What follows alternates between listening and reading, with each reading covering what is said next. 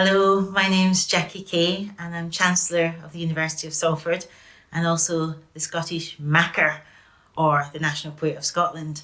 For years I've been coming to Manchester Literature Festival and I really admire the whole festival.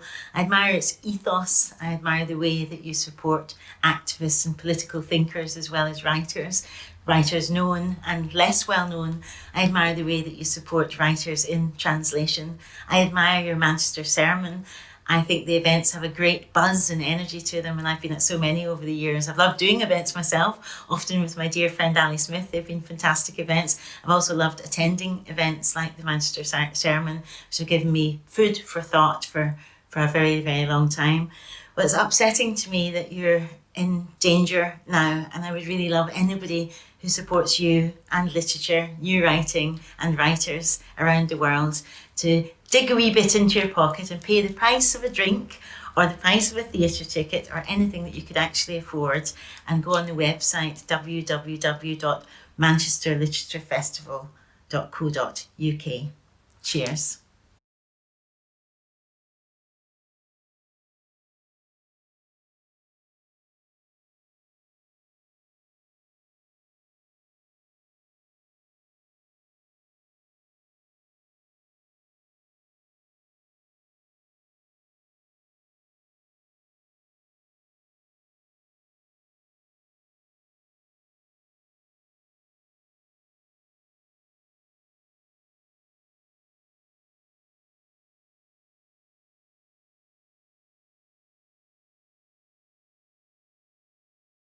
Hello and welcome to this special Manchester Literature Festival event with Kae Tempest. Before I introduce them and their work, I would implore you to check out some of the other events happening at this festival. Such a good program, so many incredible speakers and pairings of novelists and poets and academics and musicians. Tomorrow there is Jackie Kae in conversation with Angela Davis.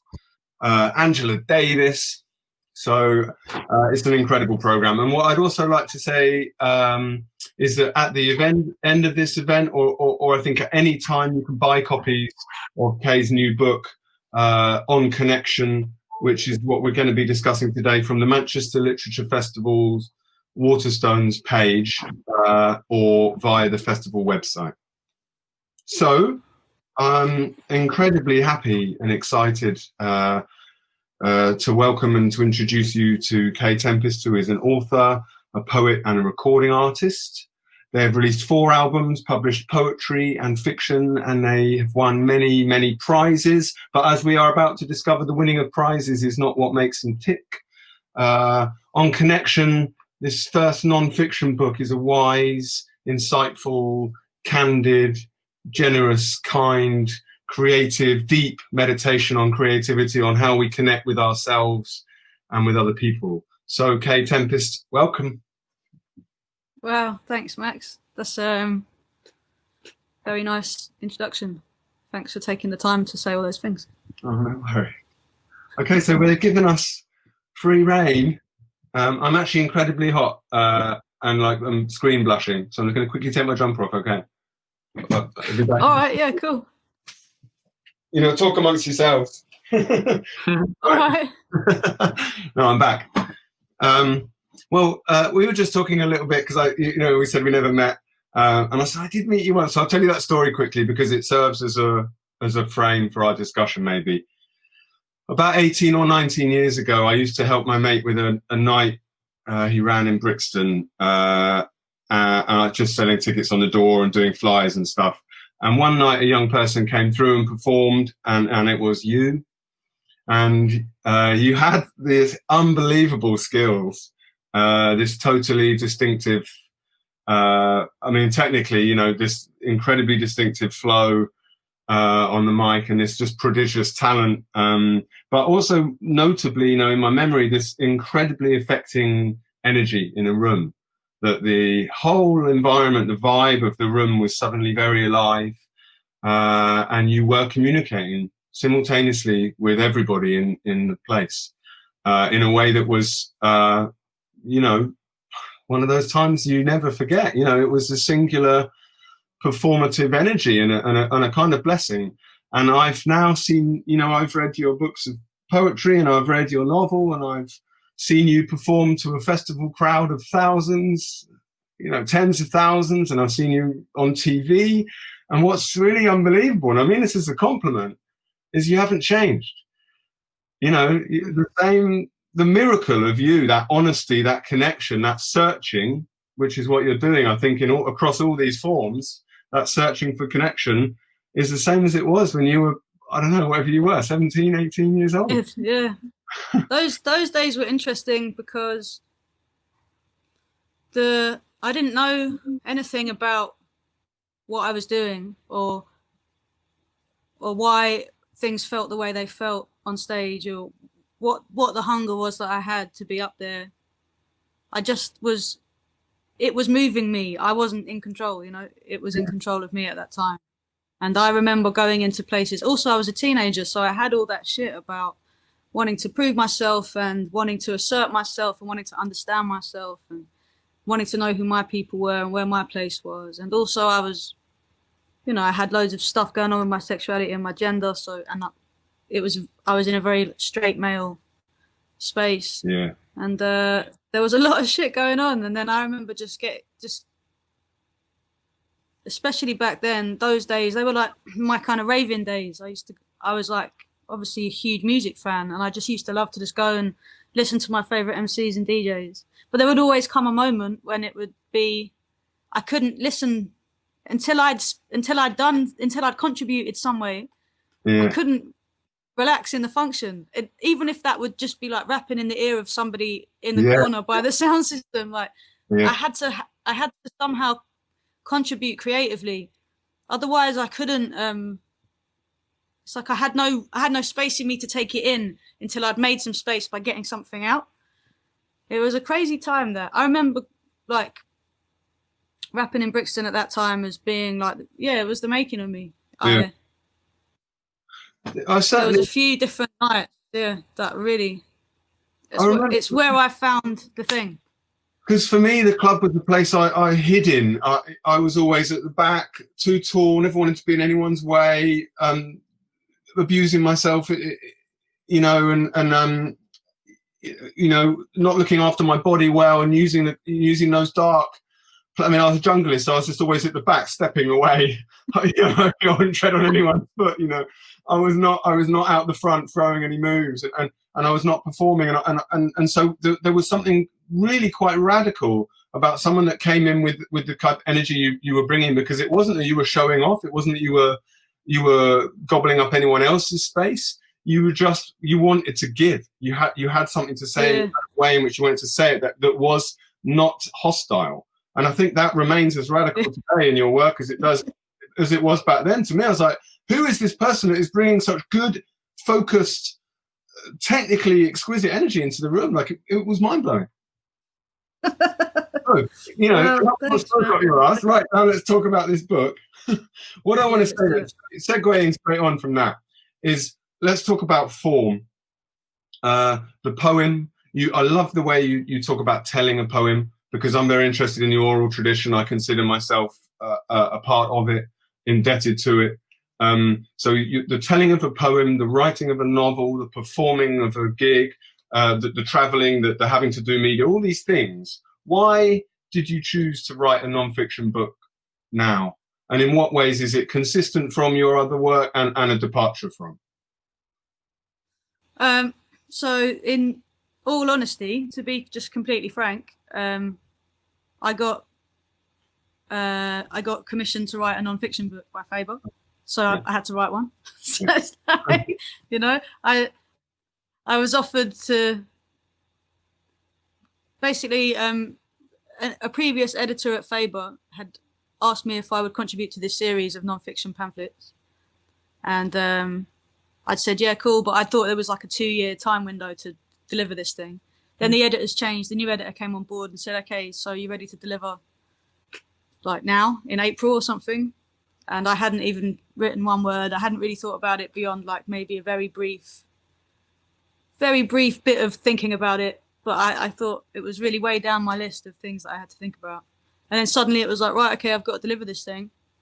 And then suddenly it was lockdown, so I wasn't gigging. So it was actually came at the perfect time. I just thought, okay, well, let me get stuck in and let me see what happens. So like, I feel like this is quite an interesting thing to let people know.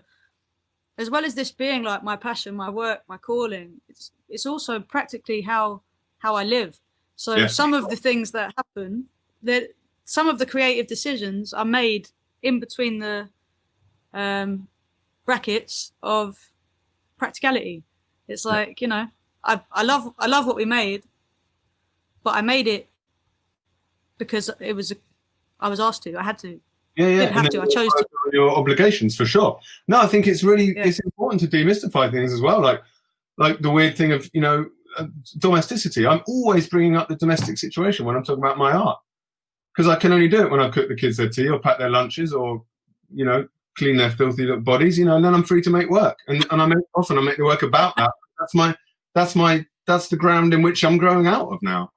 It's really important. Yeah. The idea that the artist goes away to a special place, to the special chapel of creativity that's usually only been allowed white men in it anyway, and makes their magic work, which the poor people on the street don't understand. That we've got to start we've got to start pulling all that apart, deconstructing all that rubbish. I heard this thing, but I don't know if it's true because the person I heard it from is liable to just make stuff up.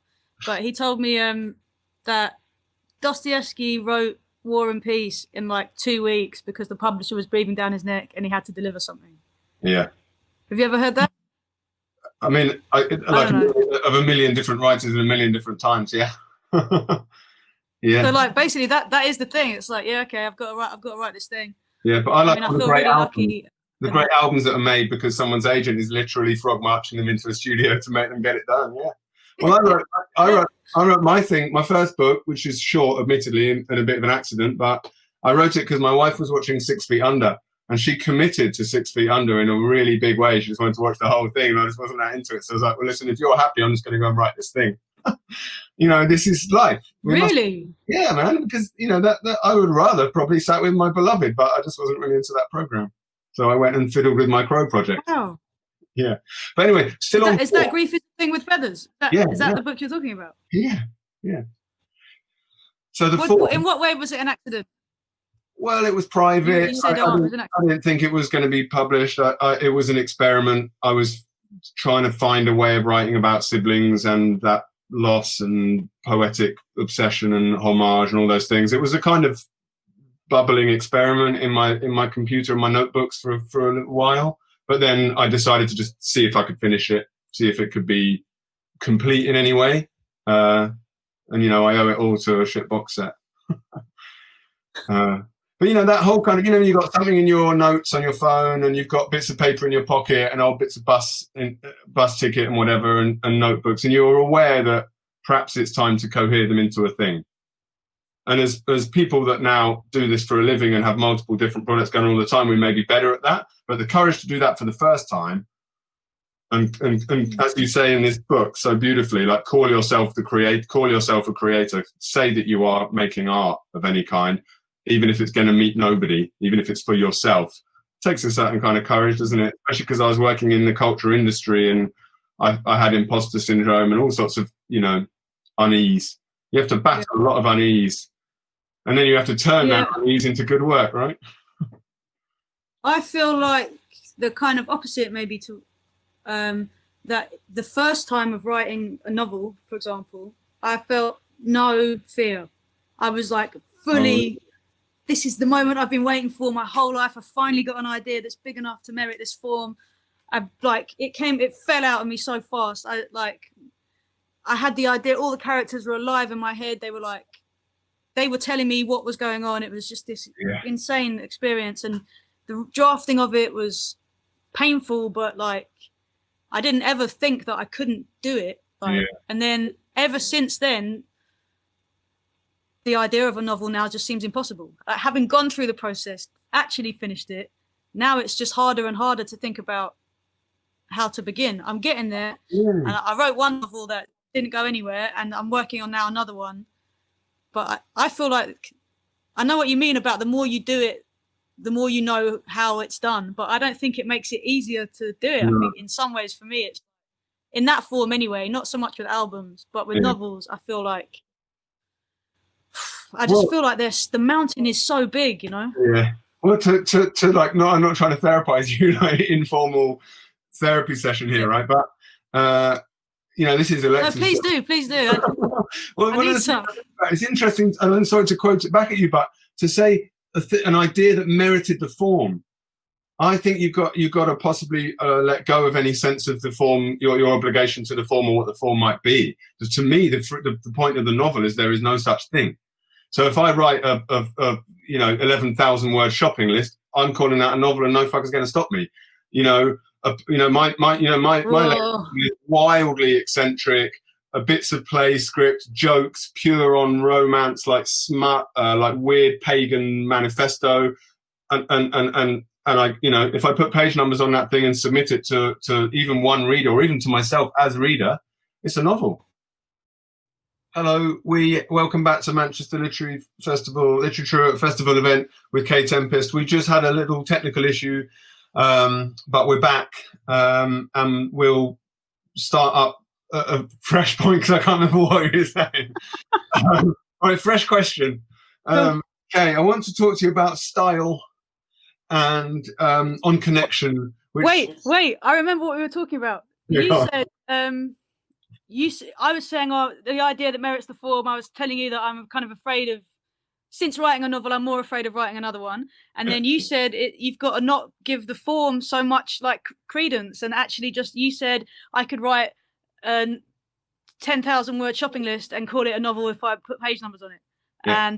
And then everything cut out. But I just thought that takes a certain amount of like courage or experience or just knowledge about the form. I don't know how you get to that conclusion, but I found that really interesting to hear you say that before everything cut out, because I don't see it that way.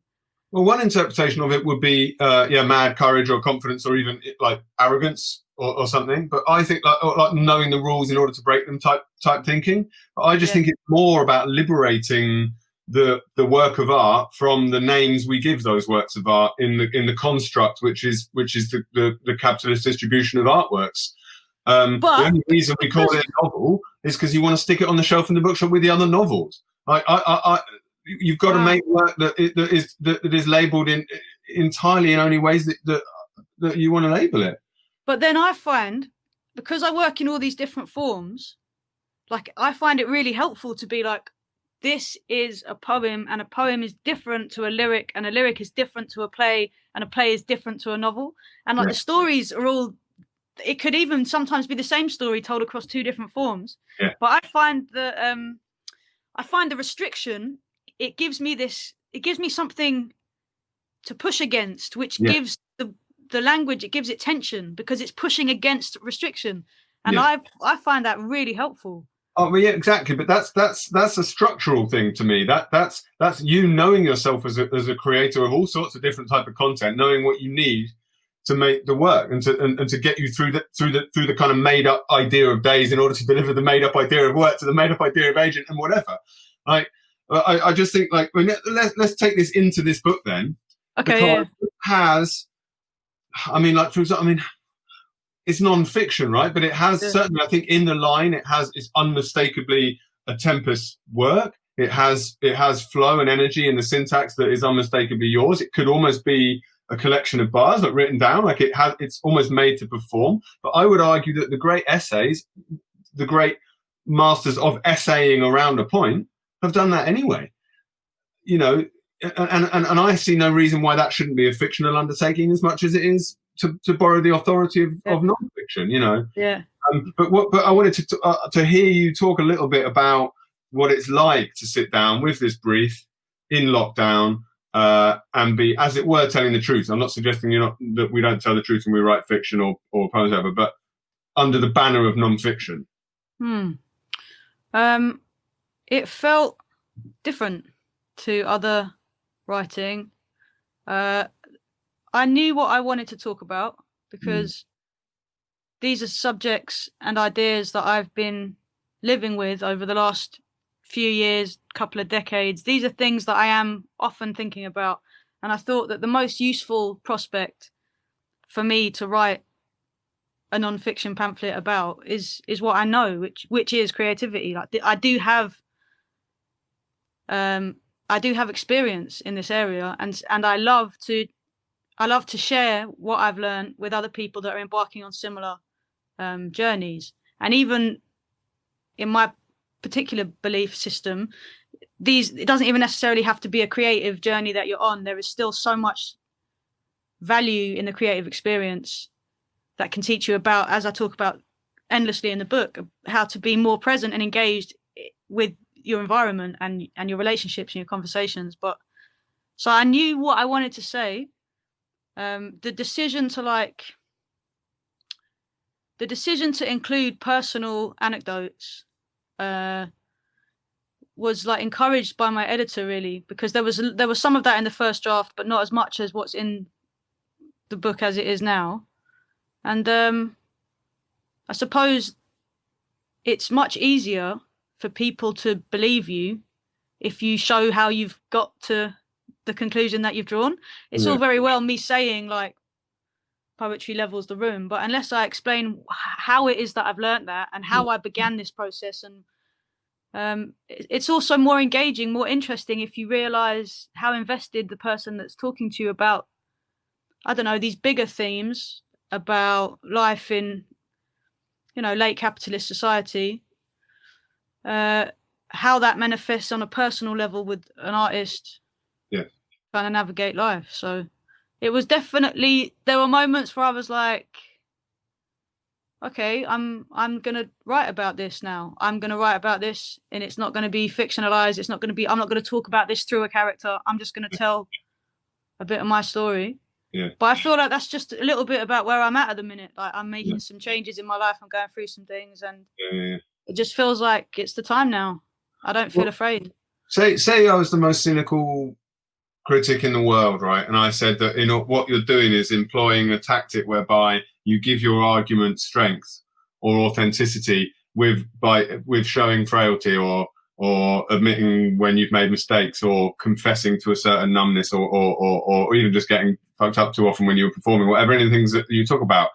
And I it's a bit like the idea that, I mean, an attack that's sometimes leveled at my work, that the kind of hippie-ish stuff is somehow weak or failing to be hard enough about the realities of the world. And those accusations to me get right to the heart of why you do it, is because this is a truth-telling undertaking. Particularly in non-fiction, because you're saying, here's a set of ideas that I wish to convey to you that are going to gain potency if I give a pound of my flesh into it. And I don't think I think the balance. I mean, I think the kind of balance between the personal and the philosophical in this book is really unusual and really like absolutely spot on.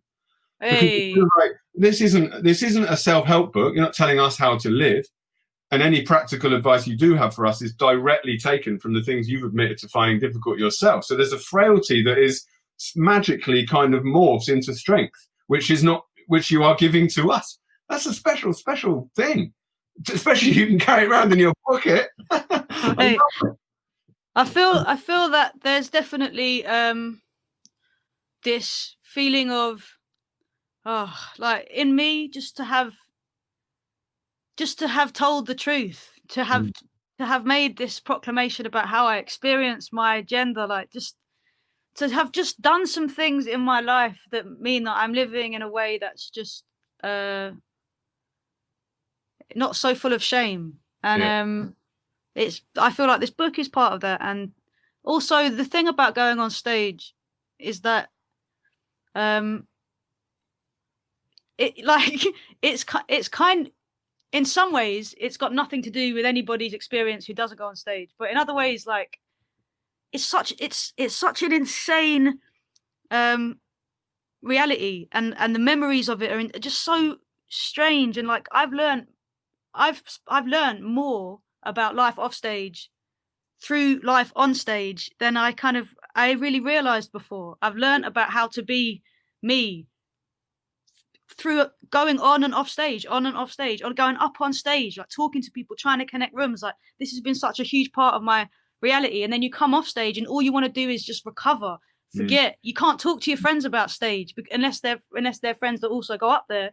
And if they are, you don't want to talk about stage because you're off work. And so like, suddenly I found myself off stage in lockdown, basically coming to terms with the toll of performance. Like, I'll be honest with you, I'll be honest with people listening. I had a really heavy couple of years with my mental health, and I was having panic attacks. I was having them on stage. That's when things got to the point where it was like, I can't keep not facing certain things. Like, I can't just keep going and think that things are going to be all right. You know, you think that you can just keep going until you can't. And like, I was on stage in like this gig in, I don't know, Hamburg, or I was in Germany at a festival in this mad room. Like, even just the feel of the room was just, it was like cavernous, really echoey, like space. It felt like being underwater. It was really dark on the stage, and the set just felt like it was taking so long. And even thinking about it now, I can feel what happened. I was down behind the drum riser, like fucking having a panic attack, crying and shit, just being like, right, okay, 45 minutes to go, just got to get through it. Like, just feeling so nauseous and like heart pounding, think you're gonna die. And there's people in the audience looking up at you, and they don't know what's going on. Like, they in your head in that situation, everything's hostile. So you're looking at these people like they want to kill you because you're dying. Yeah. But these people are just there to see the show. They just bought a ticket for a festival. Maybe they think it's just emotional. Like, you know, I get on stage, I'm emotional. So it's just this confusing signals you're sending to your brain. I came off stage. Obviously, the people that I'm touring with know me. They know that I wasn't well, but nobody knows how to help you in that situation. Yeah. And to be honest, the tour continues. The show must go on. So like, what I'm trying to say is that finally having a few months off touring and a few months like to face some stuff and to go through some stuff and try and work out how to not be how to survive panic attacks and like not be afraid of them. That's, of course, that's all come through in this book that I've written. It's like it's all there. It's like it's not like, I don't want to feel like I'm milking my experience to give you the sob story, because I hate writing like that. I hate that salacious, like, personal detail. I find it cheapening. It's like, just, I want 4 years as well, and you don't want that.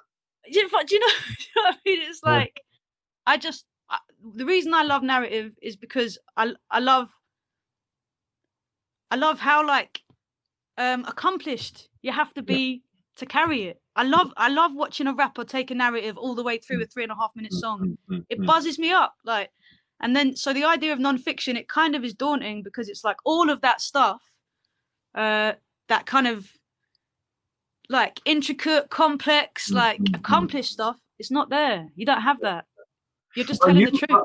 But you have, what I think I like about the choice to go nonfiction here in the time you've done it, is that you have, I mean, I joked about therapy earlier, but you have what might be a therapeutic distance from the touring. You're not touring at the moment, which allows you to see the experience clearly, to kind of calibrate the confessional and think, do I want to say that or that? And also, even the structure of the book, set up like a gig, means that you're being especially self-conscious about the processes that you've been involved in and the exchanges of energy. Like, you can see it almost scientifically. So there's a kind of surgical exactitude to your choice of everything in here, which I guess is where it gets some of its power. Can I ask you now, because you have this triangle, which is, you know, 3's the magic number for me, so I'm well up for anyone ever using a triangle in the book. But it's text, reader, writer. And you're saying this is a power relationship which is 100% equal, and each is reliant on the other, etc. So I wanted to ask you about the speed of imbibing. I want you to try and speak, if you can, about your viewer, reader, recipient, crowd member. What's the difference between going to a Tempest gig and reading this book? Because books are slower. Do you know what I mean? Like, I'm drinking this slowly over the course of 3 or 4 hours. I'm probably sleeping in between it. It's percolating my system in an incredible, tangled, you know, organic way that a gig can't, because the gig is a blast which I then have to process after I've left, you know. But also, crucially, I think, for the purposes of your philosophy in this book, I'm on my own. You're talking to me one-on-one, and I think that is profoundly exciting for all writers. But would you speak a little bit about the triangle, the gift, and how you imagine it will be received? So it's interesting what you say. I think that the difference between somebody being at a show and watching a show and somebody being with a book and reading the book, both things have been constructed intentionally to take a certain shape. The way that the book is structured, the chapters, the way the book moves, the way it begins and ends, the same with the show. The way the show begins is one thing. We got to get through this. All this stuff's going to happen. And then we're going to get to the, I know when the end's in sight. I know what the last 15 minutes feel like. Like, I know the movement of it. The same with the book. Like, and the thing is, if you come on that journey and you come with full engagement, then I think the response will be the same. It's just a different pace for sure. It might take days or weeks to read a book because life is life and you might want to sit and read, but you're not quite with it or whatever. But to be honest, I think it's the same. I think if it's about the intention that you bring to the process, like it's easier when you go to a gig to give your whole self to that experience because you've physically gone to a space. But if I'm reading, if I'm in the right space for it and I'm reading the right book at the right time, then I'm fully there. And it takes, but the triangle thing, this 3-sided circuit, the reader, the writer, the text, like, I fully believe in this, and I know it to be true because I have been the reader, the writer, and the text. Like, I've been all these things, like, but it's not the case. I'm not saying in the moment of writing the idea that the audience is as important in that moment as the text, because I think I could come under fire for being like, playing to popular taste, or you're thinking of the audience before you've written, that kind of stuff. But that's not what I'm saying. What I'm saying is once the text is complete and now it's time to share it, for it to have life, then the audience or the reader, the text itself, and you, the writer, all have to be coming with the same energy, like that. Or will be rewarded if you are, you mean? Because someone might not give a fuck about it and just throw it across the room. But the point is, if you fine. It will give back to you. Like, the thing is, like, for the connection to be made, these 3 circuits need to be linked. And if at any point they're not linked, something happens, but it's not the same. The connection isn't made. I've been out on stage and I haven't really been there. I haven't been lit up. My energy, my current hasn't been flowing, and it hasn't happened. Or I've sat down with a book and I've tried to read it, but my attention has been elsewhere and it hasn't happened. Like, but sometimes when all 3 points are, fueled with an equal power, that's when it's like, when you go, Well, I would say that's kind of your specialism, is enabling that connection to occur in various different forms. Like the glow, the goosebump, whatever we want to call it, the moment when you feel you're being spoken to and heard as well. As you say, the connection runs both ways, or in fact, always. It's movement, isn't it? Like in a circuit. But one of the things that what means most to me reading the book is because of the times we live in, and because of the intolerance and injustices that are so colossal and seemingly immovable in certain aspects of our lived experience now, particularly where, as I say, where injustice is concerned. You say a thing quite early on in the book, and maybe even in the kind of setup bit, which I guess is right because you're setting it up for us as an imbiber as well as you as a giver. You say everyone, all the time, no matter what, as a kind of baseline of your intentionality. And I given the industries we're, the idea of needing to control the response, or hoping everyone has the same response, or freaking out when you find someone online that hasn't had the desired response, or even hates the shit you make, or whatever it is. The generosity of saying, that's not my point. I'm not in this for thanks. I'm not in this for praise. I don't need you to play it at a certain volume. I just need you to make the connection, no matter who you are, where you come from. That felt incredibly generous and timely. I mean, that you're presumably thinking about this stuff anyway in lockdown, the political environment we're in and stuff. Yeah, I mean, I've been thinking about that for a long time. And it's really hard to not grow judgmental, or to not define yourself in opposition to others, because the times require you to know where you stand. Like, certain things you can't you can't be ambivalent about it. This isn't ambivalence. I'm not saying like, oh, you know, everybody's equal. It's not that. It's a much deeper and harder practice, I find.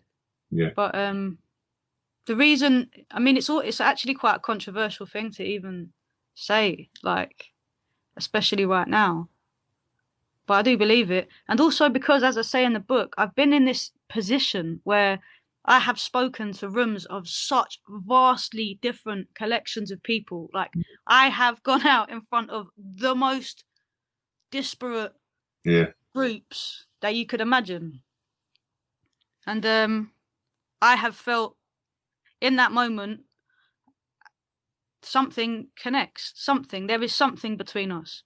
And like, it's my privilege allows me to be a chameleon in all these different spaces. I'm like an acceptable face in lots of different spaces. And sometimes I'm not an acceptable face. And even when I'm unacceptable, I can still find my way to just breathing through it and trying really hard to remember empathy, basically. And so, I mean, I'm sorry. There's I don't know how to turn it off. Every now and then it's just going to beep, like whatever. But like, did you hear a little ding? No. Oh no, you didn't hear it. Oh, amazing! My computer just beeped.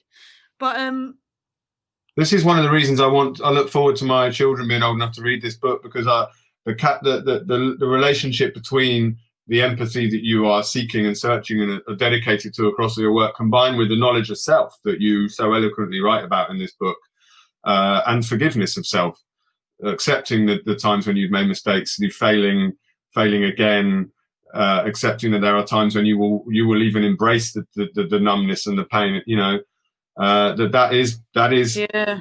I mean we should maybe talk about Jung. You know, Jung is in a way the kind of the dude in the middle of the book, isn't it? This moment of discovery about the idea, Jung's idea in the Red Book, of depth.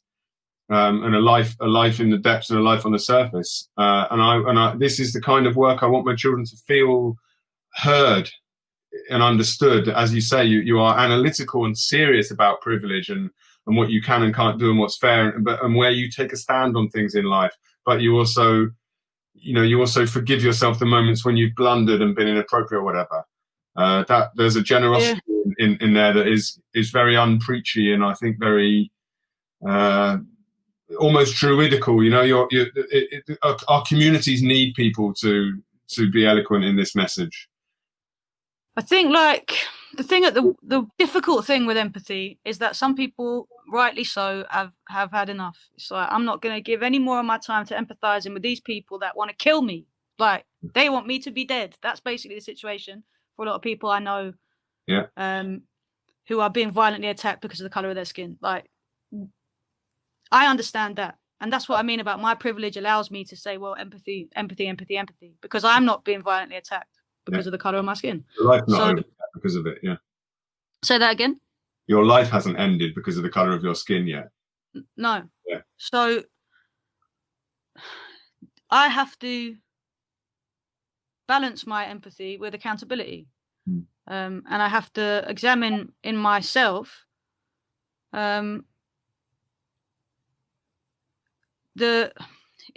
you can never know your own self-blindness. You don't know it. You're blinkered to it. But even having the awareness to know that there are things in your behavior that you're not seeing, that are affecting other people, that are negative, that are creating pain for other people, because you can be ignorant. And so just even knowing that you're in a position privileged enough to be allowed to be ignorant about the effect of your behavior, or the effect of your ignorance of your behavior, even that knowledge is the beginning of a daily practice of trying to be as accountable as you are empathetic. It's easy for me to say to a room full of white people, more empathy, less greed. Everyone's like, yes. It's not so easy to say more accountability.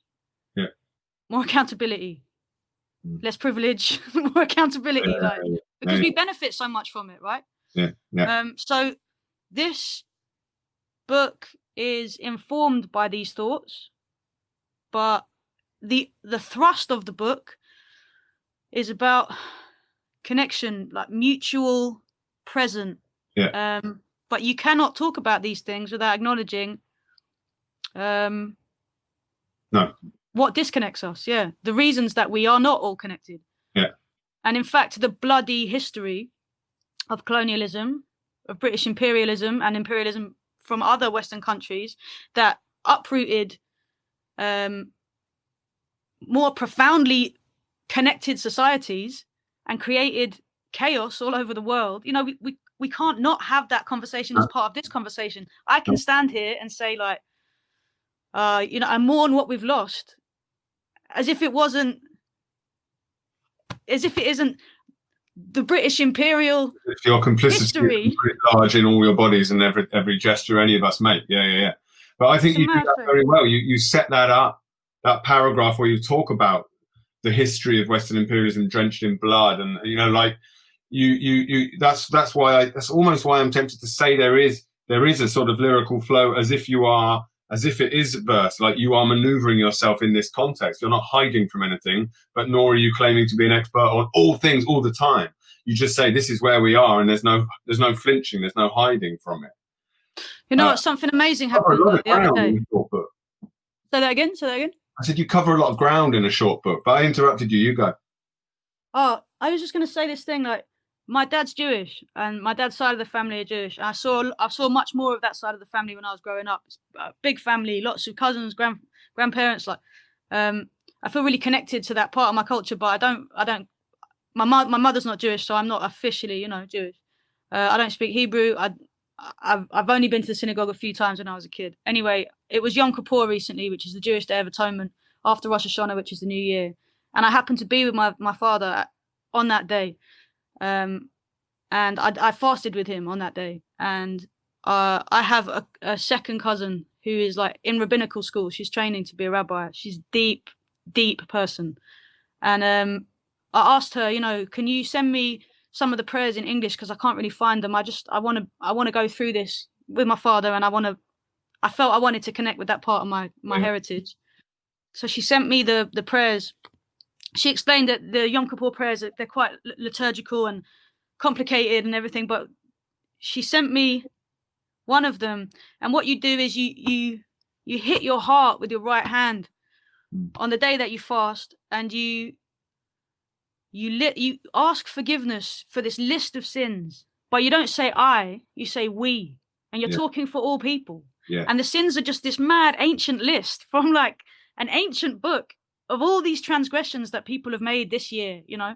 Yeah. And it's things as like specific as a conspirational glance across a room is a sin, and you beat your heart for it, or it's making a promise that you haven't kept to, or it's, you know, there's this whole list of it. And I just found it so beautiful to think that there is this tradition to say we, and to accept the sin as a mutual thing. And all I could think was like, wow, I didn't really know that's what you did on Yom Kippur. I don't remember doing that. Yeah.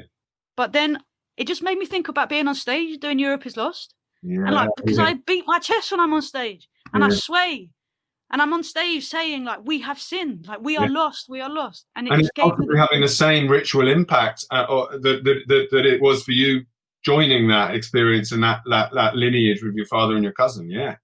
It was just mad. This was only a couple of weeks ago. That's why I think of it. But yeah, the reason I bring it up is, you love that? Don't you love that about learning different things about different cultures in the world, that you realize that there are human traits and characteristics that are translatable across all cultures and are accidental. And you know, like the best book I've ever read on this subject is a book called On Forgiveness by Richard Holloway. Have you ever read that? No. Oh man, I'll get a copy to you. I mean, he was a bishop, but he retired. It's a secular book about basically forgiveness being the most radical philosophical proposition ever come up with by human beings, for right or wrong, and what it means to truly forgive. But the exact practical, daily, erotic, political, social flip side of that coin, like the same circle, is exactly what you're saying. Is the community calling themselves us, calling themselves we, in order to move forward, or even if for the people that need everything is in that is in the what I would call the kind of emotional ecosystem of forgiveness. I mean, forgiveness is a big thing. It's a big thing. It's a very profound thing when you can forgive a transgression made against you, especially a very difficult, a violent one. It takes a real heightened being to truly know that. The book ends with a kind of parable, which is a bit of a stunt, it's a bit of a gimmick, but it ends with a kind of parable, which is this young German soldier after World War I saying, "We will never forgive," and that guy being Adolf Hitler. So, like the decision to close the door on a philosophical construct as nimble and strange and challenging and apparently impossible as forgiveness is where everything goes wrong. Wow. Can I talk to you a bit about silence? You mentioned fasting, and I've been dipping my toe into this kind of thing recently because I wanted to be slightly healthier in my body, and I thought that might help with the health in my mind and my relationship to those closest to me, but also to the broader challenges of being alive now. And I've found it quite a profound experience watching what goes in a bit more. But would you talk a little bit about some of the, I don't want to say practical things you mentioned at the end of the book, but some of the things you share with us about the body alone and silence, and when you're not speaking or not performing, some of the realizations you've had recently? Yeah. So what I'm talking about is numbness and connection. And numbness is kind of understood, I understood numbness as like the opposite of connection. It was like, it's the most uncreative state. This numb, I suffer from depression, I suffer from anxiety. And sometimes in depression, it's the opposite of creativity. Like that's the only way I can describe it. I don't really believe in polarities, but like this polarity emerged to me, and every time I felt this numbness, I hated it and I wanted it to go away, and it wouldn't go away. And the more you try and make it go away, the more it's with you, the more it stays. And learning to accept numbness as part of the experience of life, and also learning to accept like the will to enter the void because of the onslaught of the time, the violence of the time, the violence of history. This particular moment, which is built on all of these other moments, the particular perspective that we have, it's the numbness can be understood as a kind of sensible response to the violence of the time. So I was trying to learn to accept these states, these like debilitating states, and that kind of took the edge off the debilitation. Like it was just like, okay, this happens to me, this happens to everybody, like this happens, like, and how bad was it today, and did like, how low did you go, like was it like and then this thing about like solitude, restraint,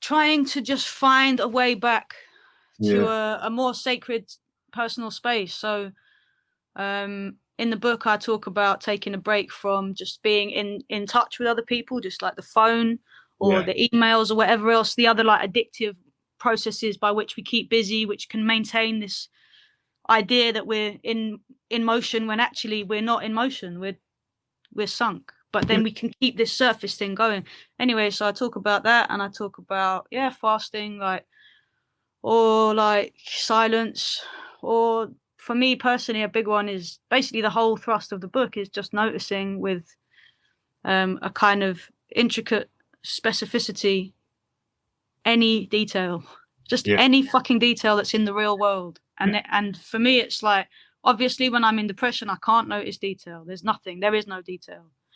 And then when I'm not in depression, I'm looking right now at a mixing desk, and it's if I allow myself to look at the detail, it's like it's beautiful. This is like an old analog desk. I can see all the dust on it. I know I'm in my friend's studio. I can only imagine the kind of sounds that have come out of here. Like if I allow myself to focus on detail, this is what we do as writers, right? Yeah. Anything has got a story behind it, and allowing yourself to remember that other stories are being told before your own is what, for me, that's what helps me to regain a connected state. Yeah. And it's important to say that I have learned to accept that you can't be connected all the time. That's basically the point of the book. It's not gonna. A person I love very much who suffers and has done all their adult life from depression likens it to bubble wrap, and often says, "Please don't leave me alone when I'm bubble wrapped. Please keep sending the sound of your children's voices, the paintings you've done, the drawings, your books, noise, jokes, because it is reaching me. And when I come out, it converts to ecstasy, to epiphany, to jouissance, to myself again. And don't leave me in there, because I'm coming back out. And even if I'm not, I want it sent to me, Kae, I wish we had all the time in the world. Would you be happy to finish with a short reading from this? Yeah, sure. I left my book in the other room. Hold on, I'll go get it. All right, dear audience. I'm going to ask them if they would be happy to read from page 19, which is one of my particular favourite bits, and we were just discussing it. The conversation. Kae, would you be up for reading from one of my favourite bits, just because we were just discussing it a minute ago? It's when you start with Giovanni's room. It's on page 19. Yeah, sure. And you read from Baldwin down to what you say about telling a poem. Because this was when I was first really folding down a lot of pages in this book. Cool. Yeah, that makes it easier for me. All right. All right. James Baldwin captures the immersion of obsessive love in Giovanni's room. Life in that room seemed to be occurring beneath the sea. Time flowed past indifferently above us. Hours and days had no meaning. We have found ourselves in a similar swamp of unreachability, of timelessness and delay. It is like being lost in a toxic pairing. I know I don't want it, but I don't know how to get out. This system needs your numbness. You are an agent of consumption. You have no other purpose in the eyes of your government. You are nothing. Grease for a machine that relies on your complicity and your passionate malleability. You have been led to believe you are the kernel of a bright, bright future, and that all you have to do to live your best life is compete, win, consume. You are a consumer, and your parents were consumers, and your grandparents were consumers, and your children are consumers. This is your legacy. Since the Enlightenment, that hallowed age of European bloodlust, which has peddled its own importance and propagated its own mythology in our schools and textbooks and on our television screens, as the age of unmatched artistic and philosophical excellence, the age of fraternity and libertarianism, when in truth it was an age of violence, civil and global war, inequality, repression, and savage cruelty. Running on blood, the blood of the working classes, the blood of the black and brown bodies exploited and sold and killed for its progress. Blooded and shameful, and standing on columns in all of our terrible cities, proud stone temples to an age of evil that sold itself as the age of light. We live in that time still, its chaos ongoing. The industrialization of inequality continues. Your numbness is necessary. My numbness is necessary. And yet, telling poems levels the room. Yes. Thank you. Love it. Thank you. Right, listen, I always finish up because I think we live and work in a industry of beloved colleagues and peers and people, and the game is hard for a lot of people now, and we want to recommend other art all the time. So can you recommend a book you've loved recently and a record you've loved recently for the people listening? Yeah, sure. I read this amazing book of poems.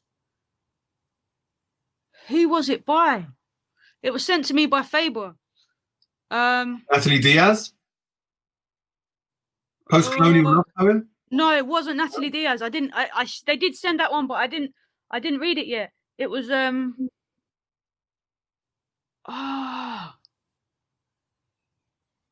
it was like an Eastern European. Oh, Deaf Republic. Deaf Republic. Oh yeah, man. Deaf Republic is so good. This absolutely. I was. Yeah. Ilya Kaminsky, really. Dear listeners, Ilya Kaminsky, Deaf Republic. That's it. Yeah. Ilya Kaminsky. I'm all over that book going, read this, read this, read this, read this. Oh, yeah, that was like. Yeah. That was wild. And then an album. I really liked Salt's the album before last, Black Ears. But maybe that's like maybe that's had too much. Maybe I need to think of something that people might not have heard of. But maybe people haven't heard of that actually. Yeah, I recommend Salt, SAULT. All of them are great. I like the new one as well. Like they've got every percussionist in town in the studio with them. It's mad that new, and they just put it out 4 weeks after the last one. It's incredible. Yeah. Incredible. Yeah, I haven't sessioned that one properly. I'm kind of waiting for this. I've still got the other one in my system, so I'm waiting for it to like. I don't have any space for it yet. That helped me through. I'll tell you what else. I've been You listen to the new Marlowe record? No. Okay. Mad. Lyrically, absolutely incredible. Wow. Like technically phenomenal. Yeah. Wow. Best rapping I've heard in a long time. Yeah, really good. Okay, yeah, amazing. I think it's just called Marlowe 2. Same team, same production, same MC. All right, boom. There's a rapper that I always need to big up and shout out actually whenever I get the chance. A guy called Confucius Mc. You can find him on streaming platforms and stuff. He's got a new project coming out and he's got lots of like features with other people. He works a lot with Jest. Oh yeah. And he's yeah, you would love him actually. He's like he's very playful with his language, but there's always this like thrust through it of just wisdom. He's about upliftment, and truth telling. And I highly recommend Confucius MC. All right. Well, look, Kae Tempest, what a joy. Cannot recommend this highly enough. Massive thanks for you to come in to talk today. It's been such a lovely conversation. I'm a true fan and massive amount of love and respect and warmth to you, to me. Also, Manchester Literature Festival, under incredibly testing circumstances, put on a really banging program and bringing this good stuff into our living rooms. So thank you. Hey, I need to say something, Max. I need to say thank you so much to you for like taking the time to read this so deeply and to have all this amazing stuff to say and ask about it. It's like, it's a real joy for me. It's even to the point of being like, raw, I can't believe someone else has thought about this book as hard as I have. Pleasure. Absolute joy. I hope a lot of people find this and live with this. All right, we're out. Manchester, we're done.